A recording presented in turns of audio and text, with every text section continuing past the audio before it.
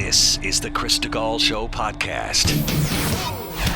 Okay, guys, let's just rip. And Chris Stigall. Chris Stigall. Chris, thanks for being with me tonight. Chris Stigall. I'm joined now by Chris Stigall. Now, he puts the broad in broadband. It's Chris Stigall. The Chris Stigall podcast is presented by usmedicalplan.com. Save big money monthly and get better health coverage at usmedicalplan.com.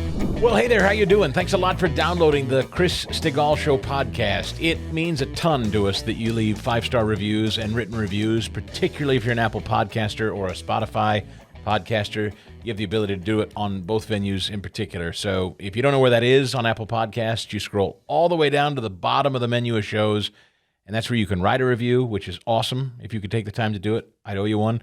Or at least leave a 5-star review. That helps immeasurably because people, as you know, that are looking for podcasts and new podcasts, your reviews, you suggesting this show, passing it along, means more than anything I can do. So thanks for your help there in spreading the good word, and thanks for subscribing so you never miss an episode. I'm away on vacation for a little bit with the family, but I didn't want to leave you hanging. So number one, I'd ask you to check out the Houck Society because I am going to have some new posts there while away. Might even put up a few pictures and some thoughts. If some news breaks, that's where you'll find me, at the Houck Society, okay? Meanwhile, today's show and every show while I'm away through 4th of July. We'll be back with brand new shows on July 5th. But this day and every day through the 4th of July, I have a whole spate of interviews that are brand new to this podcast audience. If you only listen to me on the podcast, then all of this content that you're going to be left with is brand new to you. Now, what other host goes on vacation and still leaves you with fresh content? Fantastic interviews that I think you're going to love. So sit back, relax, and enjoy these podcasts while I'm sitting back and relaxing with a cigar somewhere on a beach, I hope, if all goes well, as I record this today. Let me tell you about the guy that makes this show possible each and every day. A guy that I hope when you're listening, if you're thinking about trying to save money somewhere, who isn't these days, one of the most obvious places to cut is your health insurance. No, I don't mean get rid of your health insurance. I mean cut costs. I mean, have you shopped? Have you compared what John Ruhlman at usmedicalplan.com could do for you? John and his team have a network of 80 private health insurers all across the country. Give him a call and tell him if you buy health insurance for you, your business, people that you employ, if you are a self-insurer, single person, if you insure your family, you buy your own health insurance for kids and spouse, if you're a senior on a fixed income and you buy a supplemental plan for Medicare, all of those scenarios, John Ruhlman knows there are private sector health insurance plans out there that are way cheaper than the one you're using, I'll bet you, and can give you even better coverage. I personally have a friend that saved $2,000. I've had listeners that have written me and said, Chris, I saved a few hundred. One guy said I saved $1,000. I mean, a few hundred to $1,000 to maybe $2,000 a month for better coverage. And yes, it's always better. John's never going to leave you in a lurch where like you're with substandard care, all right? He's John Ruhlman. He's at usmedicalplan.com. I recorded a full conversation with him at chrisstigall.com so you can get a sense of who he is before you reach out if you'd like. But do give him a call. Tell him what kind of plan you have. Maybe Obamacare is the better way to go. He'll tell you that too. He wants to save you money just as much as I want you saving money, but always with good care, good coverage. All right, so 877-410-4321 or usmedicalplan.com. Talking about this Tucker launch yesterday on Twitter, it comes at the very same time on the very same day CNN announces they're tossing Chris Licht, the guy who was hired to run CNN. He was brought in from, I think, the Colbert Show, the Late Show, and he was supposed to be the great reformer of CNN. He fired Brian Stelter. He moved Don Lemon to mornings. Then he fired Don Lemon. He took the Caitlin Collins lady from mornings and gave her a primetime show. Apparently nobody inside really liked him much. So his tenure was short-lived and he's been fired. It really doesn't matter. It feels like it's, like they're shifting deck chairs on the Titanic. Curtis Houck with us. He's managing editor at Newsbusters, and I can't wait to hear what he seems to think about it all. Curtis, I just spent some time talking about how kind of small and diminished all of cable news feels now that we see what Elon Musk and Tucker are up to. I don't know if you share that point of view. Could welcome in. Yeah. Good to be with you, Kristen. Yeah, I would add, the Daily Wire putting "What Is a Woman" out That's on right. Twitter for a weekend. Yes. In how many tens of millions of views it got. I mean, that also, too, I think was a huge sign. Yeah, it's like something has happened radically and immediately. Like, and not that we're not sophisticated enough to understand digital media and the change that's happening, but it felt really accelerated this week. And I now look at Twitter as something different altogether. It now feels like Elon Musk has a much grander strategy for it than just a place where we kind of carpet bomb one another with comments. Right. Yeah, it's much more than that, realizing that, we can post live videos. I mean, that's why what a lot of us at Newsbusters became known for, posting news clips, with our access to our DVR system that other people aren't able to use. Other people use this, for people know, this site called Gravian. But the point is, we're able to get, news clips out there because you're not watching cable news. You're not tuned into NBC nightly news like you used to. So we're able to turn those things around. And then when it comes to, I guess, shows and live programming, Elon Musk has really opened up the gates, I guess, because, people look at YouTube and you're like, you're being censored all the time. You get those weird, fact checks or disclaimers at the bottom of a lot of your stories now. And YouTube is just so big right now. It's just kind of hard to sift through sometimes. So how about Twitter? Because that's Musk's goal, to have Twitter become, an everything platform, just kind of like Amazon has been called the everything store. And there's good things and bad things about that, I should add. Well, that's right. But it is where we're headed. There are people, Curtis Houck, that are very nervous about Elon Musk and Twitter still. They don't trust it. I've heard many complaints. And my little account, relatively speaking, it's not Tucker Carlson size. It's not even close. But I even notice it. I mean, I noticed that since Donald Trump was initially kicked off of it before Elon took it over, it was clear, and a lot of it's come to light, of course, with the Twitter files, that the shadow banning, or whatever you want to call it, I think their term was, they even tried to do it to the Daily Wire people when they posted "What Is a Woman?" They called it speech, not reach. I thought it was a very clever term that they were still employing under Elon. This concept of, we'll let you post it, but we're going to keep people from seeing it. I know that's going on with my account at this hour to this, and I don't know how much Elon has totally gutted or can totally gut this censorship faction inside Twitter. I think it's turning over, rocks and stones along the way. Yeah. You're finding more slugs, more bugs under, every stone you turn. It's like, oh my gosh, there's more rot, in order to go down to the studs. It's like, at a certain point, you got to be like, that old show, Extreme Makeover Home Edition, where they got to a certain point in the series where they just blew the home up and they knocked it down first and then started it back up again. Instead of have Ty Pennington just wheel away with a jackhammer, they were just like, oh, let's blow it up for funsies. Make it look like a natural gas explosion, to get rid of a home. And you wonder, you're like, yeah, this needs to happen in a lot of outlets, I guess my other question about Twitter is how did these people survive this long, Yes. Where they were able to play around with the Daily Wire, but then they were finally caught. And then, of course, when they actually undid it, CNN got all upset, Chris Lick, CNN, was all upset. They had the newsreader, Boris Sanchez, say that it was an anti-trans documentary. Ooh. You won't even say its name. Matt Walsh called it, it's like Voldemort. What I would have loved is if Elon would have kind of gone further and said, hey, I caught the bastards inside my company that did that, and it won't happen again. I didn't really get that from him.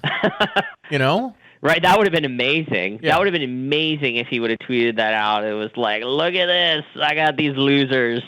So I guess we can't totally rest assured. And you wanted that too. I mean, we can't be totally confident yet that that's over, is my point, I guess. I don't know. I don't know what I expect from him. I mean, it's his company. He can do whatever he pleases, but I guess I'd like to hear him say, I'm going to keep dealing with this as I find it. And I didn't really get that this time.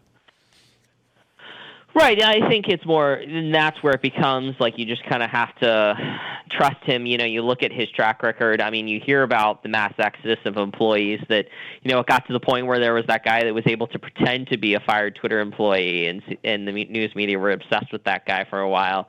That little huckster out there. And I think it's a lesson to a lot of people that when you're trying to change the culture of a company, it's like, how far down to the studs do you need to go? Yeah.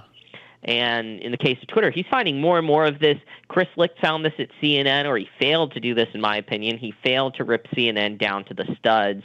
And by allowing, the people that, in Twitter's case, doing the censoring, in CNN's case, peddling the visceral hatred and venom against conservatives out, you just allow the problem to fester. Mm-hmm. And you can be all the talk, but if you don't have the action, people are smart at the end of the day. Most people are smart. They're going to tune you out. Curtis Houck is with us. He's managing editor at Newsbusters, talking about a couple of different things. Tucker's launch on Twitter yesterday, CNN dismissing the big boss, the new boss, Chris Licht. Hasn't been long since he's been there. Just a bit more on this Tucker thing. He posted his first video. It's 10 minutes long so far. As I looked at it at present, it's something like 80 million views strong or more. It's just a stunning number. Stunning. And I can't help but think to myself, is Fox lament? First of all, two things. Number one, that Tucker can do it. Like, it's hilarious to me that Tucker wasn't precluded from doing it contractually. That shows how short-sighted and kind of old-fashioned traditional media is. They didn't even think to stop him from trying to do it contractually. But number two, I can't help but think, oh my gosh, are they like their best day with Tucker was 3 million views. He got 83 million as we talk. Right, and I think one of the things that has come up, and I think some of the reporting in the initial days after Tucker was canned, which is, in his contract, Fox is like, basically, you can't go to another network or another media outlet. But the contracts, does that really apply to Twitter? Because Twitter is a social media platform, as a lot of people think of it now. So it's kind of more or less like a loophole that he thinks was exploited. I have to give credit. I can't take credit for this joke, but someone noted on Twitter yesterday after his speech that at least he had two hands on the table. He was not like Jeffrey Toobin. He had made sure everyone could see his hands. And he was running the teleprompter. And you could see he kind of had a mouse, so he was running his own teleprompter, which takes some skill there. Yeah. But, you got to hand it to his team. I mean, it was looked a design it wasn't just like a rant. He had clips in it, too. So that, that also requires some work. He had a little logo at the end. He had a little, thing of, a silhouette of him fly fishing, which was kind of cool at the very end. So it's real. And in 10 minutes, I think is good, too, in terms of length. I disagree with some of the things he said, but that's an entirely separate matter. But the point is, he was able to do it, and I think it was the right length to keep people's attention, but also, enough to hear people, or people to hear from Tucker what he thinks about some of the news of the day. And we'll see how often he comes out with this, whether it's once a week, twice a week. I think they're probably still figuring this out too. I'd also say that Elon was quick to swoop in there and say, hey, not just Tucker. Like, if there's any other takers that want to do this, come on board. I could see where somebody like a Rachel Maddow or even a crazy Keith Olbermann could do something similar, and I bet Elon would let him. Oh yeah, and I think that's definitely true. I mean, oh gosh, it was like Keith Olbermann would do this little balcony ramps or whatever that would be really short, but But they've all called him the devil. Quiet time with Keith Olbermann. Yeah, it's so short-sighted that all these people have They've crucified Elon. He's the devil. He's a fascist. Now he's gotten in bed with conservatives or some such thing. So now they've completely alienated themselves from Elon. I think it's a terrible mistake. He'd open his doors to them if they wanted to come on and do what Tucker did, I'd guess. This is the same problem we had with CNN. Chris Licht came in and was like, you know what? The way that you guys were operating under Jeff Zucker in Zuckerville, as I like to call it, this wasn't working. CNN became public enemy number one. I'm going to fix that. How about we just report the news? Elon came into Twitter and said, you know what? How about we just let people say what they want to say generally, for the most part. And the left is like, oh my gosh, we can't do that. And the same thing at CNN. Oh my gosh, why are we allowed to have conservatives on television? They're the enemy of the people. We can't have that. And in one case, thankfully Elon has a ton of money, and he has all the rich white liberals' monies because they bought Teslas from him. So they're kind of they're stuck in a moral hazard of electric vehicles. So, unfortunately for Chris Licht, he didn't have Elon Musk's money. Why do you think Chris Licht got the boot? I'm kind of wondering if that Trump town hall did it. It's interesting to me. I predicted this on my show a couple of weeks ago when I heard that Trump was going to have a town hall with Hannity. I said, you watch. The ratings for Hannity's Trump town hall are going to be less than they were for Trump on CNN. And sure enough, that's exactly what happened. Fox has so damaged itself. They've lost viewers. Nobody's interested in seeing Sean, do what Sean does, which is basically do more talking than his guests. But everybody knew it was Trump going to be stepping back into the ring into something contentious. I bet you Licht caught all kinds of hell for even hosting Trump on that network. Yeah, I think that was definitely the problem. I said earlier today to a colleague that, Licht's tenure at CNN was already headed towards the cliff at probably, let's just say the car was going 30 miles an hour. The Trump town hall made the car go 55 miles an hour towards the cliff. And the Tim Alberta, piece maybe added another 5 miles per hour, although I don't think it's as weird and damaging as a lot of people think. I think it was more just an excuse. His issue became, yes, he didn't rip CNN down to the studs. He tinkered around the edges. He kept Don Lemon, for goodness sake. Like, what an idiotic decision. You're like, we're going to do the news again. We're going to get rid of, being Trump obsessed and what he called outrage porn. But we're going to put Don Lemon in the morning show. And he put a blindfold on and threw darts at the wall and was like, Poppy Harlow and Caitlin Collins. Oh, by the way, we're going to throw the show together in 2 weeks. It's going to look just like New Day, the show that was canceled for it. And we're going to expect this all to work. So I think there's plenty of blame to go around. That is Licht's issues. But I think the bigger issue was, Zucker loyal employees, would rip Licht in the media anonymously for saying that CNN's brand has been damaged, because too many people inside of CNN, they're just older college students and seeking in need of a safe space, because he came in and said, yeah, we're going to hear from all sides. Republicans, yeah, they should be allowed on and not be yelled at. But I don't think he was allowed to do that. And you turn on CNN and not a lot did change other than just some boring esoteric programming changes and a new lower third with a font that you can't read unless you really squint at it sometimes. So he said he wanted to make changes, but he didn't actually make the changes. And because he didn't make the changes, the mob was allowed to rise up against him, I guess. Curtis Houck, managing editor of Newsbusters, I'd ask you in closing, do you think this presidential contest that we're heading into has been greatly disrupted by all of these shifts in the media? Can Trump and Republicans credibly just say, don't need you, not going to participate, not doing debates moderated by him or her, nope, we're out? It just feels like all of a sudden this has violently changed, and that we may see a presidential election covered entirely different. Do you think so?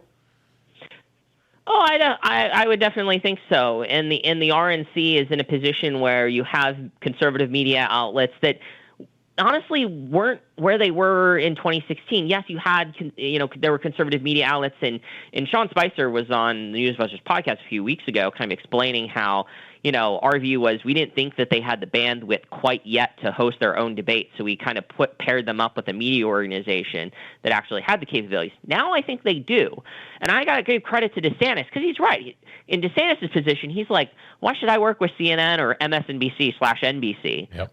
They're the two networks that hate conservatives the most. And Trump with Fox News, you can have your issues with Fox, but I don't think that one's really helpful at all. It's more he has a personal beef with them, whereas, with DeSantis, I think he's correct that, yeah, CNN, MSNBC, there is no point for any conservative to engage unless you're Asa Hutchinson or probably Doug Burnham, because those places are the only places that will take you.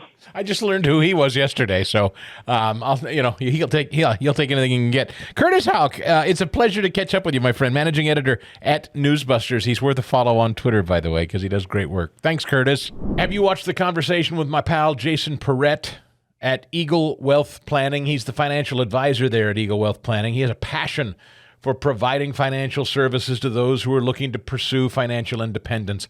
I was talking with one of my sons this weekend about a financial future, and he was thinking about things like Roth IRAs. He's been investigating this on his own. I said, you got to sit down with Jason, and we're going to do that soon.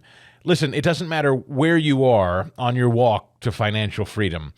Jason's main objective at Eagle Wealth Planning is to help clients pursue their goals because he's a fiduciary. He's dedicated to providing clients with complete wealth management and investment services, highly personalized professional assistance. It's not about what he pockets. All right. Jason can help accomplished entrepreneurs, professionals, retirees, or young people like my son just get started to a long-term financial independent road. He regularly revisits your goals and assesses your risk tolerance. We have a whole conversation about this at my website. Go to chrisstigall.com. You can watch my conversation with him, and it doesn't matter where you live. If you don't like your particular advisor or you don't have one, let Jason step in and see if he can take a look at your money, see if he can help it grow and get you to that place of financial independence that all of us are striving to get to. I think you're going to like the way he works. He's a blunt, no-nonsense kind of guy, tells you the truth, loves conversation. You're going to love working with him. Go to EagleWealthPlanning.com. That's EagleWealthPlanning.com. Or you can call Jason today at 816-394-8117. That's 816-394-8117. As always, there's a video conversation. Jason and I sit down and chat. It's at chrisstigall.com. He's also linked at chrisstigall.com so you can get a sense of Jason. I always think it's important if you're going to talk about partnering with somebody, you should get to know them. You should see what they're all about, and you'll see in that conversation kind of Jason's character and the way he thinks and talks and acts. I think you're going to like him a lot. So go to chrisstigall.com for more information or email him at jason@eaglewealthplanning.com. Securities and advisory services offered through Cetera Advisors, LLC, member FINRA, SIPC, a broker-dealer, and registered investment advisor. Cetera is under separate ownership from any other named entity. Where do we start, Daniel Turner? I think I'll pick what you said on this show some time ago, and that was about Toyota. You'd mentioned that Toyota had not gone all in like the other car makers on this eco stuff entirely. They've kind of resisted it, balked at it, said they don't see it as economically viable, and they kind of called out the industry for pivoting. It seems they're after the CEO now, the chairman of Toyota. I have this story from the Wall Street Journal targeting Toyota for its electric vehicle heresy. It wasn't long ago that Toyota hybrid vehicles were all the rage. Now progressive investors and government pension funds targeting Prius, the Prius maker, in a proxy campaign because it questions the climate lobby's electric vehicle orthodoxy. News reports say the California Public Employee Retirement System and New York City's public worker pension funds have voted against the re-election of Mr. Toyota. His name is Chairman Akio Toyoda, I believe. Akio.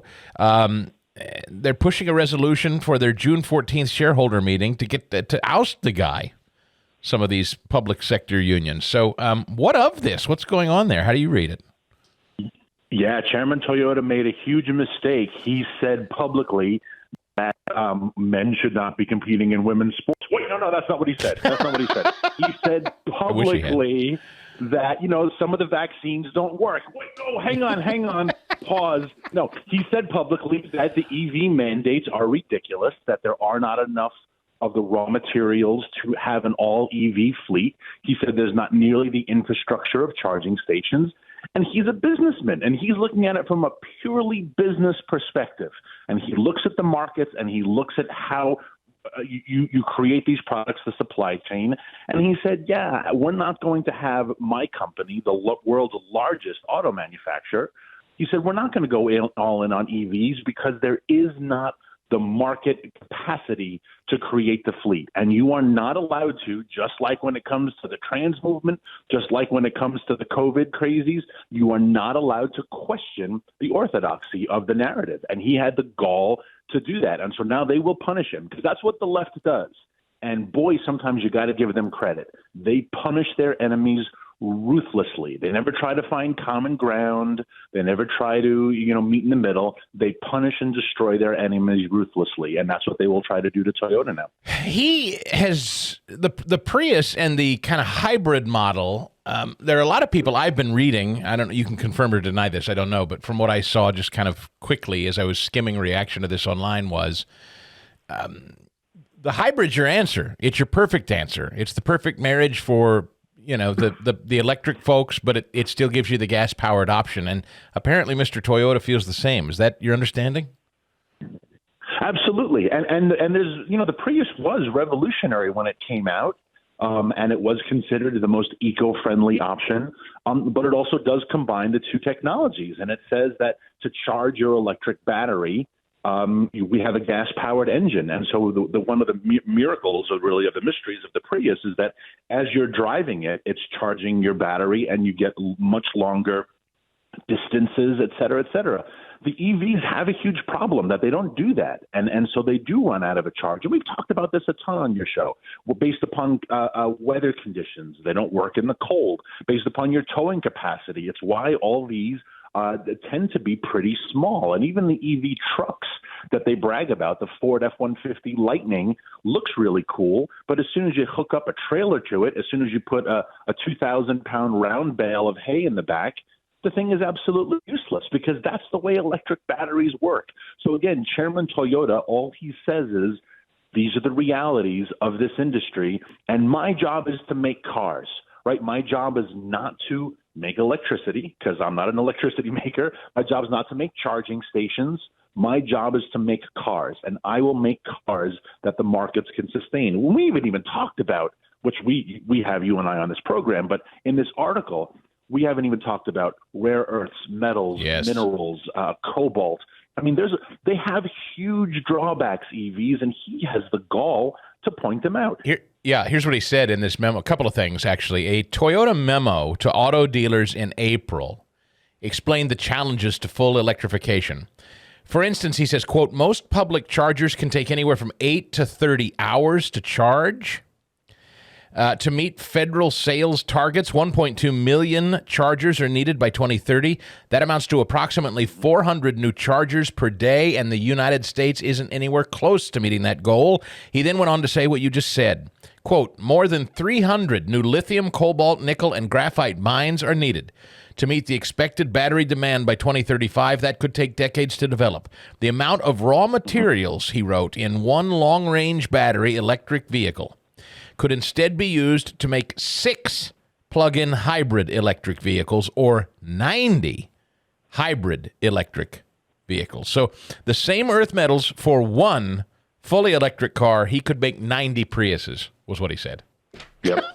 and it makes you wonder, why are they pushing this? Is it really about EVs, or is it about a much larger agenda? Yeah. And it's a very fair question, right? What he brings up are totally rational. It's the same rational argument that people were making, saying, wait a second, you say I have to stand 6 feet apart as I wait to get on the plane, but then when I get on the plane, I'm going to sit shoulder to shoulder next to this guy for 5 hours. So why am I standing 6 feet apart now? And they would say, sir, if you don't want to comply with these rules, we're kicking you off the flight. So you're not allowed to ask rational, logical questions about orthodoxy. Again, I love to compare the climate stuff to the COVID stuff because it's all about control. And Chairman Toyota is asking some really serious question. What he mentioned about the lithium mines and the graphite, et cetera, to make matters even more complicated and more frustrating, those mines all exist in America, but the same Biden administration will not allow them to open. Why? Climate change. So you say, wait a second, we have to have EVs for climate change. To make EVs, you need all these materials, but we can't mine those materials for climate change. So isn't this just kind of like the snake eating its tail at a certain point? There's just absolutely no logic. There's no intelligence. And all of that all that is understood when you realize this is a political agenda. It is not based on markets.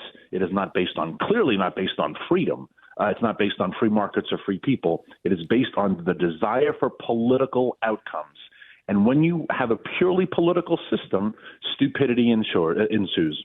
Daniel Turner is founder, executive director of Power the Future, powerthefuture.org. He's on Twitter, Daniel Turner, PTF, Power the Future.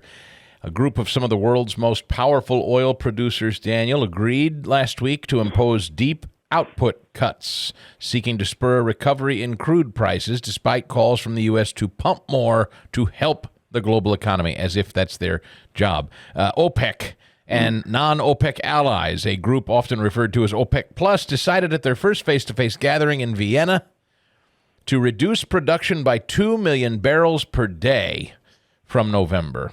Energy market participants had expected OPEC, that includes Saudi Arabia and Russia, to impose output cuts of somewhere between 500,000 barrels and 2 million barrels. The move represents a major reversal in production policy for the alliance. Shocker. They want to squeeze demand on the marketplace to get more money per barrel. That's not hard to understand. We all get it. Not at all, and especially when you have to remember, and these are the politically incorrect statements that I am willing to make. It's why I started my organization, because I didn't want to be tethered to what you could and could not say.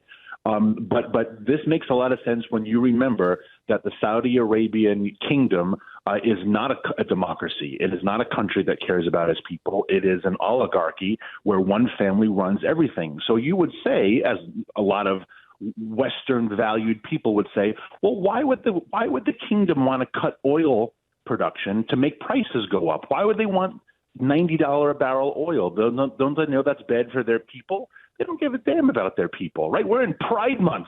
In Pride Month, Saudi Arabia is getting thrown off the rooftop if you're gay, right? And in Pride Month, if a woman drives a car, she gets arrested, right? If your 16-year-old daughter leaves the house unaccompanied, she's thrown in jail. So the Saudis don't care about their people. The Saudis don't care about anything but money. And actually, it's fascinating. People really don't even know the true wealth of the Saud kingdom, how much they have. Some people estimate it could be over $1 trillion because every drop of oil in Saudi Arabia they own. So of course they want prices to go back to $90 a barrel because people are useless. People are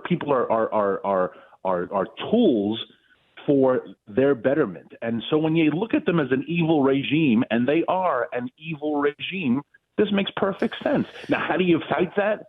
You outproduce them in America. That's but right. You think Joe Biden's going to do that? You know, you make a great point. It's Pride Month. I would think you could make a soft alliance with the Pride Month folks at Power of the Future, Daniel. How about, would you like gays to not be exterminated? Do you believe in human rights? How about drill, baby, drill? How about that? I don't I like that. It's seriously, like, I'm kind of sincere about that. Let's not enrich let's not enrich the Saudis who slaughter gays for being gay. How about that for Pride Month? Let's drill here. What else do we do with high oil prices? Vladimir Putin builds his army. He's part of OPEC Plus. Yeah. So if Joe Biden and every one of the politicians listening right now, although you and I both know no politician is really awake right now, but any politician who is listening, who has the little Ukraine flag emoji on their bio, if you really stand with the people of Ukraine and you really want to end the war in Ukraine, you will bankrupt Vladimir Putin so he can't afford the invasion. And the only way you bankrupt Vladimir Putin is to outproduce him in oil. So you bankrupt the gay-killing Saudis, you bankrupt the Ukrainian invading Russians. What we lower inflation domestically, and people don't have to spend $3.75 a gallon for gas. I think that is a formula for win, win, win, win, win. But it requires Joe Biden and his regime to admit American fossil fuels are both good and necessary. And when you are beholden to the climate crazies, you cannot do that. So, yeah, don't tell me about Ukraine, Joe Biden. Don't tell me about you stand with the gay community in Pride Month, because until you produce oil, you are allowing all of those people to live in suffering because of your green fecklessness. Yeah, in fact, enriching it. I mean, pumping them so full of money and power that they'll never release their grip.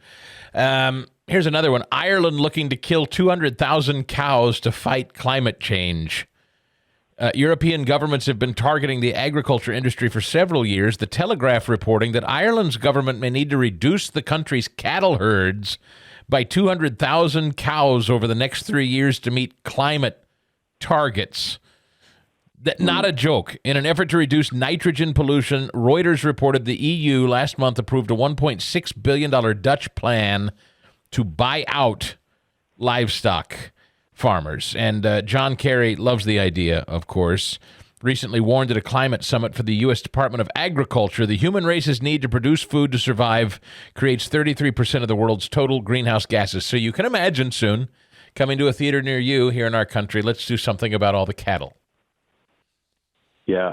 The last time the government targeted the people of Ireland, it was kind of bloody for several decades. And so I would love to see what happens now when a European government shows up to Ireland, because they are still part of the EU, and they say, you know what, we're going to put down your cows. You think the IRA will get some of their money back? Not the Inflation Reduction Act. They got plenty of money. I'm talking about the Irish Republican Army. It's tragic to see this. And, we see the similar things in Netherlands where they're trying to confiscate farmland, because this is the cult of the climate crazies. And of course, it will come to a theater here in America. This is a movement that is never satiated. And all of these goals are totally arbitrary and totally invented. We need to reduce our nitrogen to this level by 2030. Why 2030? Why not 2035? Why that level? Why not 1.6? Why is it 1.5? All these numbers are totally arbitrary, totally made up, because, like I've said earlier in this great segment with you, this is a movement about politics. And when you have a political movement looking for political outcomes, stupidity ensues, and also human suffering, right? We've seen this in regimes across the world for the last 150 years, whether it's Chairman Mao putting down 100 million of his own people, whether it's Stalin starving 40 million of his own people. This type of movement is never satiated because they have political desires, and political desires are dangerous desires. Family Guy is now what I watch. I watch Family Guy reruns at night to completely unplug, just because it's nonsense. And one of the episodes last night was Stewie and Brian. Stewie's the baby in the show. The dog is Brian, and they're talking in the future. It's a show based, this particular episode is them in 30, 40 years or something. And Brian and Stewie are talking, and at one point they say, on climate change, they said, boy, we were way off on that, huh? And he said, yeah, it turns out now it's really cold, actually. And, that's what I love about this show is every now and again they nod to stuff that could very well possibly be. And it wouldn't surprise you in the least to find that in 30 years from now, that in fact the climate has gotten demonstrably colder, that warming is not happening. And all of these reasons that we're destroying ourselves economically are for naught. I mean, it's almost assuredly true. It is. And look at the folks who lead this movement and the life of opulence they lead. You mentioned John Kerry, right? One of the most loathsome individuals in American politics right now. He's got mansions in Ketchum, Idaho, in Hyannisport, in Boston, in Washington, D.C. He flies a private jet. You're going to tell a farmer he has to put down his cows because you're worried about climate change? How about sell one of your damn houses, John, right? How about take a commercial flight next time you have to go to Washington, D.C.? And he will tell you, well, I offset, so I'm allowed to fly private. So basically the climate movement empowers rich people to live their rich life, and it punishes average people. And you know what? There was a little thing called the French Revolution that started because of that. And boy, was it violent and bloody and vile. Because when you oppress people to a certain breaking point, it's what happens. And it's what's happening right now we see in the Netherlands. It's what happened how many years ago in Tiananmen Square. And what did we do as a response? We gave China most favored nation status and moved all of our manufacturing there. So we've made an awful lot of mistakes when we see these ruthless things happening. Yeah, for someone like John Kerry to tell farmers, get ready, boys, I'm coming after your livestock. How about you get ready, John? And your little ketchup wife is not going to protect you. Daniel Turner is founder, executive director of Power the Future, powerthefuture.com. I don't have time to get into it today. I recommend it, though. I may get into it a little later in the show, though. From something called Spiked Online. Maybe you've seen it. If you haven't, read it. Joel Kotkin is a Spiked columnist, presidential fellow in urban futures at Chapman University, executive director at the Urban Reform Institute, And it's a I won't call it lengthy piece, but it's 2.5 full pages, so it's a decent read. Why Africa is turning its back on the eco-obsessed West. It's really well written and pretty in depth about why the continent of Africa, and we've talked about Africa getting in bed with China, getting in bed with Russia, turning away from the United States culturally, but also like India, these developing nations that are broke, dirt poor, they're not going to be lectured to about this green crap. They're just not. They're trying to survive. They're trying to grow. They're trying to better their people, and they don't give a whit about all this nonsense that people like John Kerry are obsessed about. And they're trying to they do have a technology somewhat, and they do see the rest of the world. It's not the 1980s, right? So they do look at the rest of the world and they say, I want that. Mm-hmm. And how dare we in the West, how dare we, because we're worried about climate change, tell the people of the Congo, you can't build a coal mine. Well, you know what? I would like to have electricity at nighttime, and I'm going to do that for my people. And so, yeah, it is amazing that we lecture the third world and say, stay poor for the climate. Well, how about you become poor for the? That's what I was just saying about John Kerry. How about you become poor for the climate? Amen. Thank you, Daniel Turner. Always a pleasure to catch up. Mike Lindell and MyPillow. What a great patriot. One guy that, for sure, everything he makes, everything he sells, you can guarantee not made in China. Nope, not at all. Now, look, he does sell a delicious coffee. He obviously is not growing the coffee beans here. So, full disclosure, that's maybe one of the few things at MyPillow that you won't find domestically grown, but certainly packaged and shipped as our MyPillow and the coffee specifically, the pods, the ground, and the beans. We order them here and drink it at the office regularly. I'm enjoying some this morning, as a matter of fact. The MyPillow products, which I didn't own or possess any of them until this year, to be perfectly candid with you. And Mike and I partnered together to start talking about them, and so I ordered a few things. I ordered the Giza Dream sheets. I ordered that 3-foot body pillow that MyPillow makes. I sleep with it every night. I love it. As a side sleeper, it's the best. I rest my arm and elbow on it and put my knee up on it. It's like it gives great support if you're somebody that is a side sleeper like I am. The MyPillow 2.0.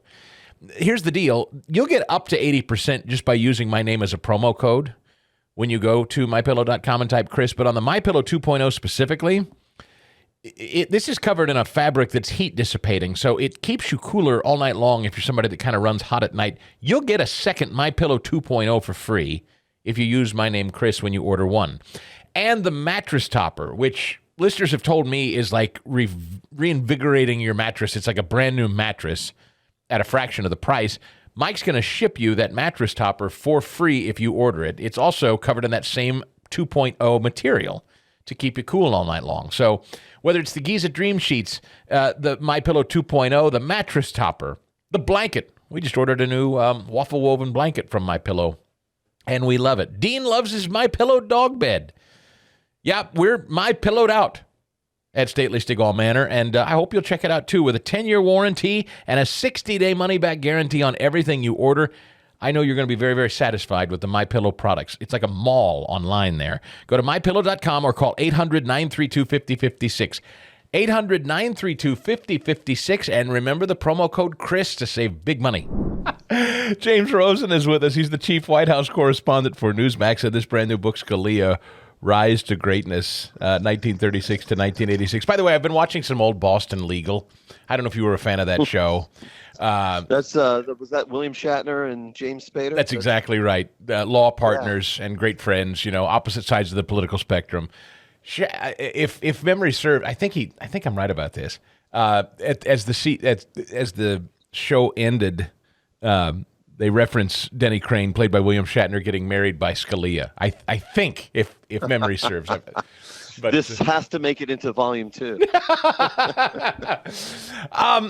Let me ask you a little about the fall last week at the Air Force Academy. Look, people fall. In fact, I was kind of having fun with it late last week that he was attacked by a vicious sandbag attack. That by the time this story was final and put to bed, media was going above and beyond to make it clear he did not fall. It wasn't like he was just, walking along and fell because he's frail. He was tripped by a sandbag. So, look, I don't know. Fox News has this headline, New York Times article on Biden's age ripped as slobbering embarrassing after last fall, describing the 80-year-old president as sharp, fit, having striking stamina. I've asked you about this before. It's kind of what made your name mud at the White House when Jen Psaki was still there, right? When you deigned to remind them that most of the country does not see him as fit and sharp and having striking stamina.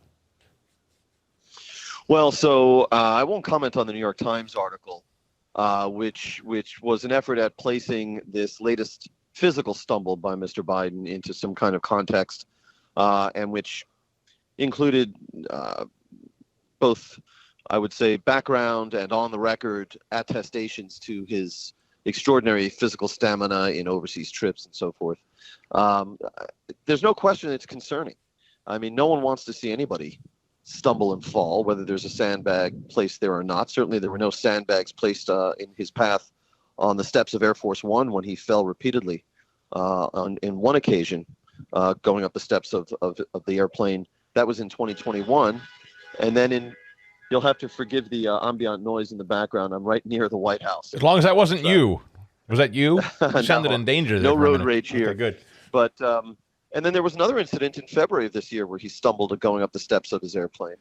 Then there was the incident in last month in Hiroshima, Japan, where the president was attending the G7 summit, and where one of the events called for him to descend a set of stone steps on his way to visit a shrine in Hiroshima, at the bottom of which steps, waiting for him, was the Japanese Prime Minister, Fumio Kishida. And if you look at the video of that event, which I believe might have been May 19, if memory serves, the president was directed to approach this set of stairs going down the very middle of the staircase, this stone staircase outdoors. On either side, there were handrails, but the people who go to places where the president's going to be, whether it's a restaurant or a foreign country, those people are called advance people. Advanced men, advanced women, and they scout out locations and they determine exactly the path where the president's going to walk. And to think that his staffers, already having seen so many demonstrations of physical frailty, especially involving steps, would have guided him to descend this particular staircase in Hiroshima down the middle, where he could not avail himself of the handrails, and without having the Japanese Prime Minister waiting for him at the top of the steps as opposed to the bottom, or having an aide walk with him. It was really striking and poor staffing at work. And he slipped momentarily on those steps and regained his footing. But at the very bottom of that staircase, as he goes to shake hands with the Japanese Prime Minister, you can see the president's lips pursed as if to say, ooh, that was a close one. And I know in watching it, just as a citizen and as a human being, your heart is in your hands watching this 80-year-old man nearly fall and faceplant on stone steps in a foreign country. If it had happened, it could have been medically catastrophic for the president. And since we're in the news media, we are obliged to consider as well the political ramifications. And had something catastrophic like that happen, of course, it would have been the end of 2024 for Mr. Biden, quite apart from the medical and human dimensions to this. So one hopes that the new White House Chief of Staff, Jeff Zients, is paying attention to all of these incidents and underscoring for the White House advance teams the need to keep this situation in mind as they plan events for him. Here was a fairly innocuous event on a stage at the U.S. Air Force Academy, but there was a sandbag placed in his path. That's poor staffing at work. This is a president who's the oldest in American history, whose own attending physician has described the stiffness in his gait, and who has demonstrated repeatedly his difficulties with steps. And so it boggles the mind that the president's advance team and the White House Chief of Staff haven't yet really begun to account for this as they should, not only for political reasons, but obviously for human and personal ones. James, sincere question. I'm genuinely asking, do you think there's any reason to doubt his ability to run another campaign and serve another term based on the things you've just laid out and others? Is there any reason to doubt that he may, in fact, not run? Or I know you can't make the medical judgment about his stamina, but given everything, I mean, it's extraordinary to think you're still talking about another 2 years of one term, another campaign cycle, and then another 4. I mean, it just seems mathematically almost impossible, given what we've just talked about here. Well, and we've been addressing ourselves in the last couple of minutes of this program to the president's physical difficulties. It was the mental difficulties that I asked him about, and which I believe I'm the only reporter to ask him about, back in January of 2022, that very day of that news conference. There was a story in Politico morning, which is, of course, widely read in the White House, no one's idea of a right-wing publication, and it carried a Politico Morning Consult poll that found 49% of registered voters disagreeing with the statement, Joe Biden is mentally fit. Not even a majority of Democrats were willing strongly to affirm the statement. Only 43% of Democrats strongly affirmed the statement, Joe Biden is mentally fit. And so if there's, whether to your question as to whether there is any reason to doubt his ability to serve out this term, to serve under the rigors of a campaign, one which won't be waged from basements, and moreover to serve a second term, it's almost irrelevant as to whether such doubts may justifiably exist, because we already have found, and incidents like these only underscore this sentiment, that many people already feel that way. Yes. And being 80, he is in great shape. He bike rides. I don't ride a bike as often as I should, probably as often as Joe Biden does. But the presidency is a different matter. And so I think that your question already takes account of a considerable sentiment in this country along those lines. James Rosen. It's a difficult subject to address, and you can hear me choosing my words carefully. No, I understand. I mean, it's trying to be fair and honest, but knowing what we don't know. And James Rosen is the chief White House correspondent for Newsmax. The book is called, by the way, Scalia, Rise to Greatness, 1936 to 1986. You really ought to pick it up. This will be great summer reading for those of you who are fans of Scalia's in particular, or Supreme Court history in general. James, you in the briefing room, we had Simon Atiba on last week. I don't know what you make of the man. I've only had cause to talk with him twice, but he's an interesting figure. He was lamenting that I guess all of you are going to be issued what they call hard passes soon, and he actually believes he won't be allowed back at the conclusion of the month of July, that he may not be welcome back at all, he fears. I don't know what you think about any of your colleagues and whether you're allowed to speak or called upon, or whether you're even given passes to come into that room. But could you speak to the makeup of that room, those of you who are allowed in there, and who is called upon to ask questions? Sure. So there's 49 seats in front of the lectern in the James S. Brady White House briefing room, where the daily White House press briefings are conducted. 49 seats, 7 rows of 7. Yours truly, this reporter, is located directly in the middle of row 6 of 7, dead even with the podium. In the front couple of rows, you have the major TV networks. You have some of the major print outlets. You have reporters in there who are from specialty sort of niche outlets. And you can tell this by the kinds of questions they ask, where sometimes these are individuals who will only ask questions about, let's say, Catholic issues, issues affecting Catholic bishops or what have you. There's other reporters in there who barely speak English, and when called upon, principally will devote themselves to asking the press secretary if the president can be persuaded to offer greetings to their country. I almost never get called on in this briefing by White House Press Secretary Karine Jean-Pierre. She seems happy to call on me to ask questions of the guest briefers, such as Admiral Kirby or Shalonda Young, the OMB director, who was one of President Biden's lead negotiators in the debt ceiling deal. but she does not call on me to ask her questions, or not frequently. And what else can I tell you about this? I mean, you asked about the hard passes. Yeah, the hard pass is the badge you get that you swipe at the Secret Service installation at the northwest gate of the White House compound that gets you on and off the campus. And it's true that the White House press office is in the middle of a process where they are going to issue new hard passes to everyone. And some people will not receive them because they do not meet the revised criteria, which has to do, I think, with the nature of the outlet, the circulation, if you will, or the audience size, and so on. So here's what I interpret that to mean. Are there certain people that, including you, that ask questions that they don't like to answer?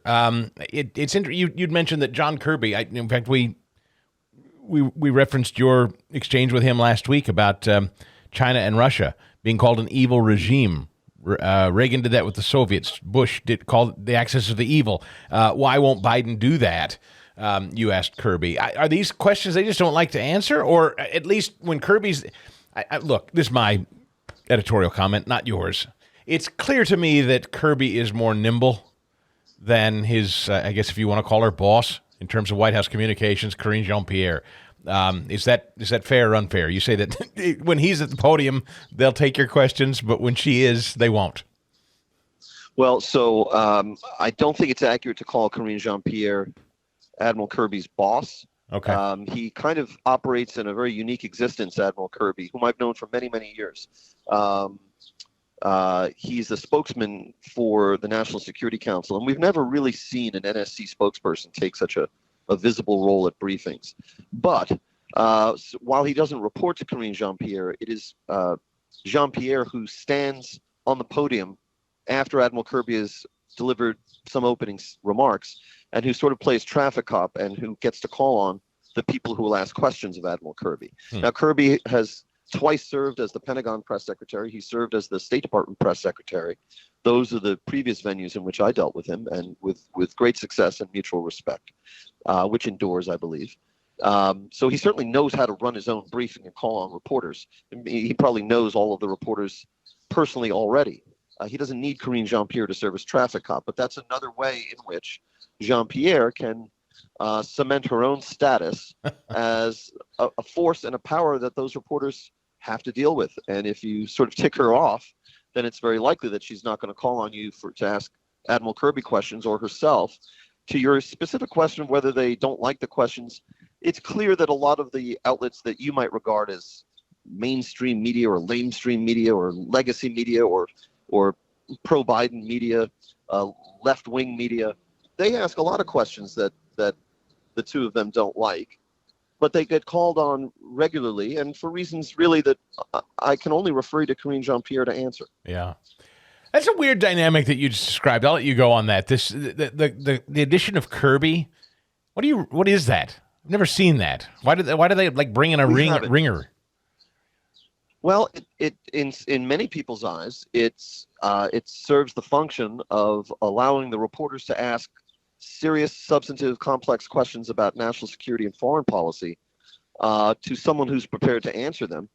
After it became clear about a year ago, when Karine first took the job, that whatever her many fine attributes and her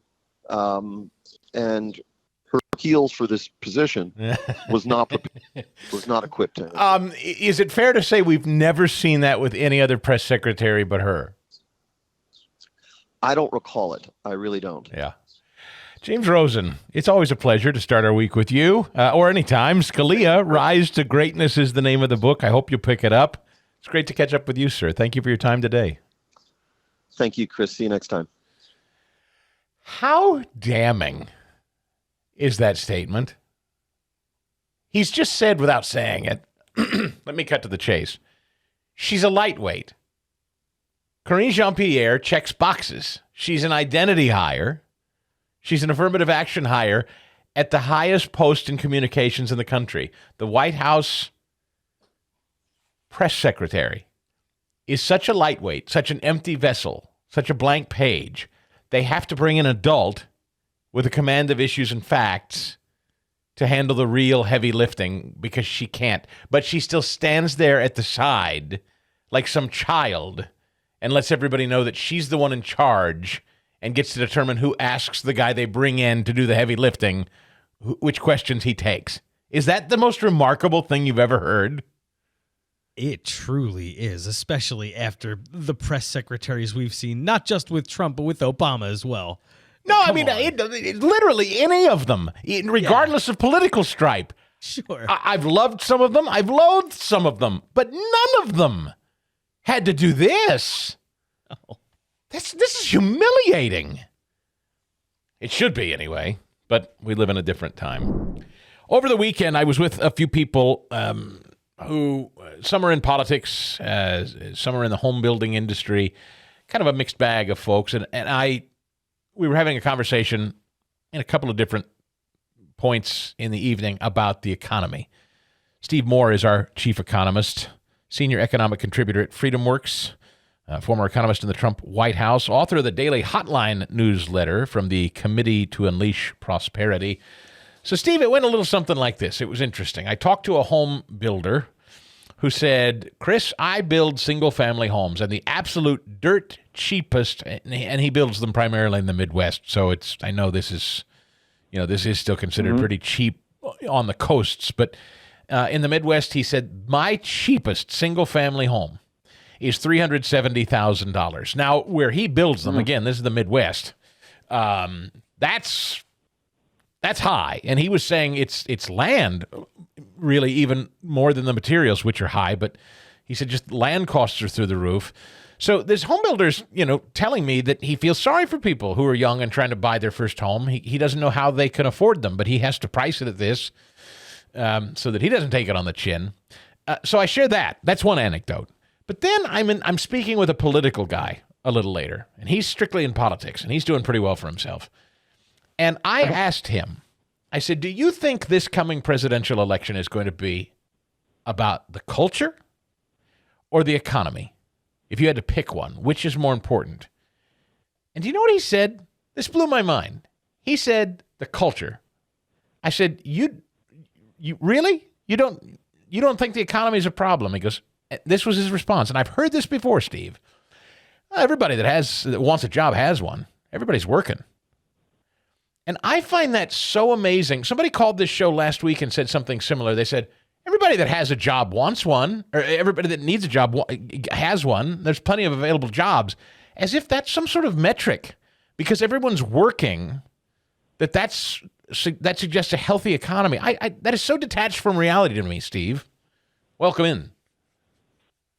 Good morning, Chris. Well, there's a lot there to digest. I'd say a couple things. I mean, one is that on this issue of culture versus the economy. Look, I think this country is in a cultural war right now. Yes. No question about it. Yep.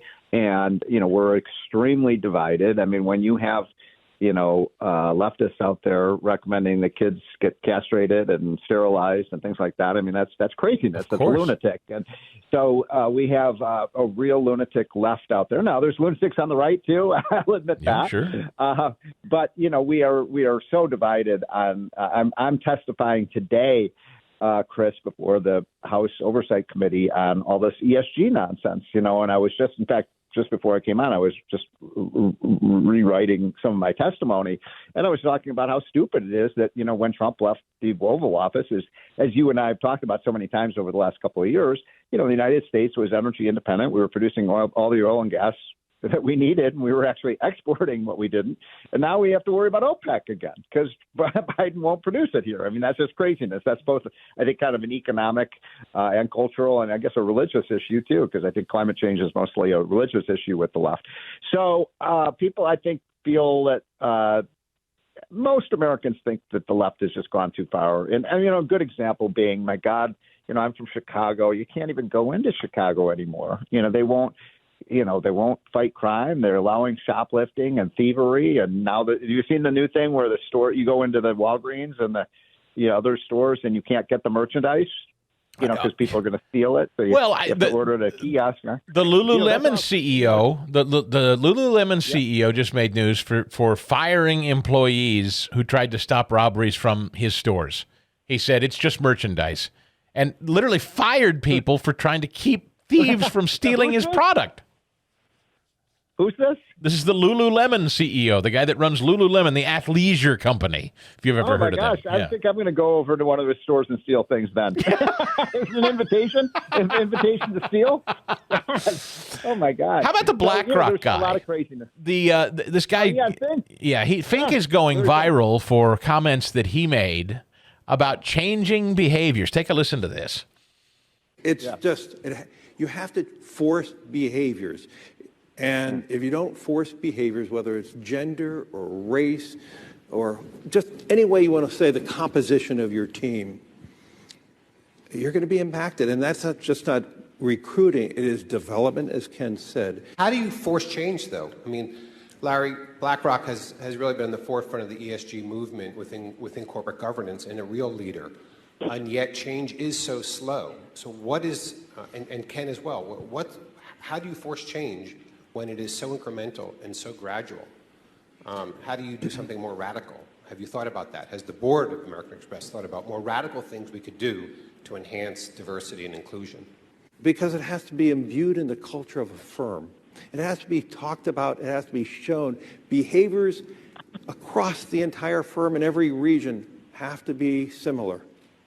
And and that's enough. You've heard it. He's with the American Express guy, and they're the guy, the host is basically saying it's not going fast enough. We want more radical change fast. How do you guys make it happen in high finance? It's amazing, and they're just openly talking about it. Like, we want to get there. We share your point of view. Yeah, I mean, he sounded a little bit like Chairman Mao there. We're going to have a 5-year plan, and we're going to put people in that what's next? Re-education camps. I mean, so what really bothers me about this is the moral superiority of the left. They really believe that they're morally superior. Oh, they care more about minorities. They care about more women. They care more about gay people, and we care about that. That's why we want to provide people with jobs and opportunities and all of these things. So, and by the way, what I'm testifying today on is this ESG nonsense. And I'm making the point, look, somebody like Larry Fink, who runs BlackRock, has literally trillions of dollars of Americans' money under management. Probably a lot of people listening to the show have money at BlackRock, your lifetime savings. And folks, pull it out. Pull it out of BlackRock if you've got an account there, because not only should you do it just as a matter of, your political view, but also because he's lowering the return on your money because they're disinvesting in oil and gas. By the way, oil and gas was the highest return industry of all last year. So come on. I mean, we have to take charge ourselves as consumers and stop this nonsense. Can it be done? I want to be realistic about this. Can the Larry Finks of the world be brought to heel? Is there enough diversity in the market? Yeah. It's happening. It's happening right now. In fact, we did our report. I think you and I talked about this that came out a week ago about which are the worst firms and the best. And by the way, just to remind your listeners, the worst firms, the ones that are playing politics with your money, are BlackRock, State Street, UBS. Those are the worst. And the ones that are pretty good are Fidelity and Vanguard and Dimensional are really good. So I think people are starting to move their money out of these, woke firms. Because look, when I put my money with a money manager, I don't want him to save the world. I don't want him to save the planet. I don't want him to save the whales. I want him to get a good return on my money so I can retire, maybe buy a home in Florida or something like that. So I think there is a real pushback against this. I really do, Chris. And I think the more we talk about it and expose what these lunatics are doing, I think the more people are rebelling. So I think it's going to be both an economic and cultural election, and we'll see how this turns out, because people are still angry about what happened with COVID. I mean, the abuse of power by government. I hope people haven't forgotten about what happened to our schools and our stores and our churches, and people have to be held accountable. Here's what bugs me, though. There are still people of means out there, people with money, and I don't know where you'd put that. I'm not sure exactly what you consider rich or somebody who's well-heeled or doing well. I don't know where that number is. It varies for people. But this individual that I was talking to is very wealthy. And he said very flippantly, the economy's, it's not the economy so much for people because everybody's got a job. And I got a call from a listener last week who said, hey, everybody's working. Everybody's working. Yeah. Why is that a metric to people? That jobs are not indicative of a healthy economy alone, Steve. That drives me crazy. They are an important metric. One of the most important metrics is jobs, no question. But when Reagan beat Carter, in the famous 1980 election, one of the most impactful elections in American history, the job market wasn't horrible. It was bad, but it wasn't horrible. But remember what Reagan said? He looked right into that camera when he debated Carter, and he said, are you better off than you were 4 years ago? And I think that's what a lot of your friends may be missing. If you're a millionaire, inflation doesn't really affect you. Right. I mean, if you're a millionaire, the fact that you pay 20% more for your groceries, that doesn't affect you. If you're making $60,000 and you're paying 20% more for your groceries, that matters a lot. Right. And so the people are getting really pinched by the decline in real wages. And what's the old saying from the 80s? My take home pay won't take me home. People are feeling the effect. That's why 72% of Americans think the economy is headed in the wrong direction, despite the fact that we have a strong labor market. I mean, I read a story today that, and I don't quite even understand it. Second mortgages from the early 2000s, right before the big, downturn in the economy, they've been sold and traded. A lot of people thought that they were forgiven or whatever, and now people are coming back to collect on these second mortgages again, which I didn't even really understand as a thing or how it exactly worked. It was a little confusing. It was in the Wall Street Journal, and I read it briefly. But I actually have a couple of different. Student loans will cost thousands more than last year. Insurance for homeowners. State Farm recently stopped accepting new applications for business and personal lines of property and casualty insurance in California because it's too expensive to insure people. Yeah. I don't know how people look at this and go, well, everyone's working, so the economy's healthy. The hell it is. I couldn't agree more. I mean, and I don't believe, I know how they do the inflation statistics, and they look at, the cost of computers and the internet and things like that, and those are falling. That's great. But gosh, I mean, have you tried to go on a flight lately? Yeah. It's unbelievable how expensive these things are. And, my wife is always getting angry at me because, she's saying she does most of the shopping. She pays the bills. And she goes, Steve, you have no idea, what we're paying, and so, and we're upper middle class. Yep. So I'm like, how do people in the middle class really, deal with this? There's a lot of anger out there. And one last point, I know we're running out of time. First of all, you just mentioned student loans. Who in the world would ever pay a student loan back now? I mean, how crazy are you if you pay back your student loan? I mean, the government's going to forgive it, So, and by the way, my worry is, you want to remember my worry is, Chris? They're going to have a mortgage forgiveness plan. I know. I don't have to pay your mortgage anymore. That's the kind of society we're living in. You don't have to pay your debts back. Look at credit card debt. It's now over $1 trillion. Are Americans saying, you know what? So what? The government's going to pay for that. I kind of get the sense that may well be where we're headed. People just say, what are they going to do? Throw me in jail? Steve Moore, so you're testifying today. Interesting. Is that something we can watch for? Who are you testifying before? The House? No, I think it'll probably be on C-SPAN. It's the House Oversight Committee, and it's on how this ESG stuff is just, negatively impacting people's incomes and retirement funds, and they are. So keep an eye out for that, folks, and do not invest in BlackRock or State Street or UBS.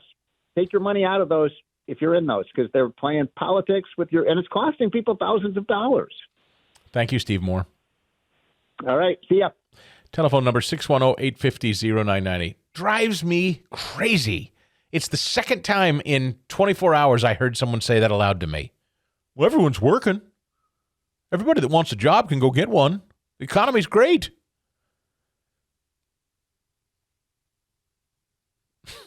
Chris, he said accountability. I don't understand. Where has this accountability been? Just like with COVID. It's like, that's not true. I don't know. The economy's fine. It's great. Everybody, you got a job? Why are you complaining in there? You're working. Your wife's working. I don't know what you're complaining about, Eddie. Quit bitching. You're working. Everybody's working. The economy's fine. There are people that really believe that. There are people listening to this show right now who believe everybody's working, the economy's great. And you know who you are if that's your attitude? You're a very, very well-off, totally insulated person who has no concept of what things cost. Or just a stone-cold moron. I'm not sure which, but it's one of the two. The Chris Stigall Show podcast.